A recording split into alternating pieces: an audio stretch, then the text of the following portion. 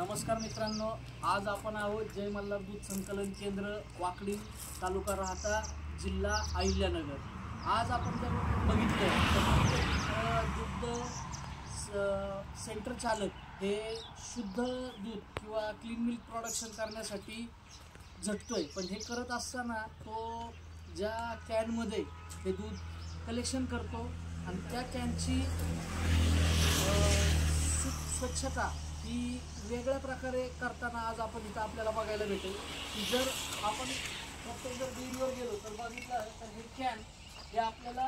म्हणजे ह्या एसएसमध्ये दिसणार नाही, ते प्लॅस्टिकचेच कॅन असतील आणि हे कॅन दूध हे केल्यानंतर कुठंही कोरड्या स्वरूपात करताना आपल्याला दिसणार नाही। इथं जर बघितलं तर हे कॅन हे कॅन हे डेअरीच्या संचालकांनी हे पूर्णपणे वाळवून, त्यामुळे जर बघितलं तर याचा स्मेल येणार नाही आणि जर स्मेल आला नाही तर ह्या दुधाला वास लागणार नाही आणि ह्या दुधाची गुणवत्ता ही चांगल्या पद्धतीची येऊ शकते। तर मित्रांनो, मी सर्व दुग्ध संचालकांना किंवा सेंटर चालकांना या